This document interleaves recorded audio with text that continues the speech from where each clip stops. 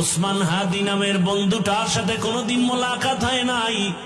ও আল্লাহ, কিন্তু একটা পশু কেউ যদি আক্রমণ করে পশুর উপরে সহ্য করা যায় না, আর সেখানে একটা তাজা প্রাণ চলে যাবে।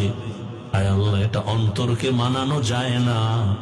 আয় আল্লাহ তাআলা, আপনার কুদরতের ফয়সালা। আয় আল্লাহ, আজকে শুনলাম তিনি দুনিয়াতে জিন্দা নাই। আয় আল্লাহ, তাকে শাহাদাতের মর্যাদা দান করেন।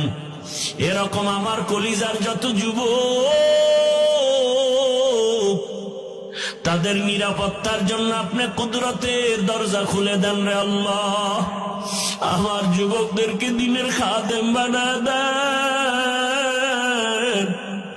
আয় আল্লাহ, প্রত্যেকটা যুবকের দেশের জন্য আপনি ঢাল বানায় দেন। আয় আল্লাহ, কত যুবকের কথা শুনলে কলিজাটা ঠান্ডা হয়ে যায়। আমরা দিনের কাজ করি, দেশের কাজ করি, জনগণের পেছনে খেদমত করি এক লাইনে, আর আমার যুবক বাবারা কিছু আছে তারা ভিন্ন লাইনেই দেশের জন্য কাজ করেন, জনগণের জন্য কাজ করেন।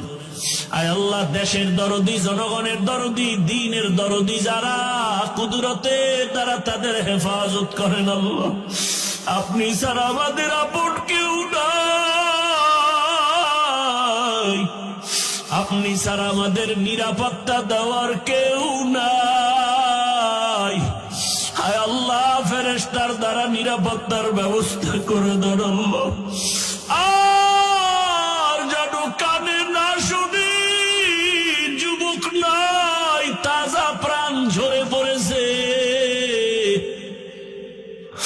আমার এই পবিত্র বাংলাদেশ, এত মসজিদ, মাদ্রাসা, আলেম ওলামা, এত জিকিরের আওয়াজ, আজানের আওয়াজ, এরপরও কেন এত বড় বড় জুলুম হবে বুঝতে পারি না রে মালিক। ও আল্লাহ, গুনার কারণে বেজার হইয়েন না, হেদায়াতের নূর দিয়া সিনাটা ভরপুর করে দেন।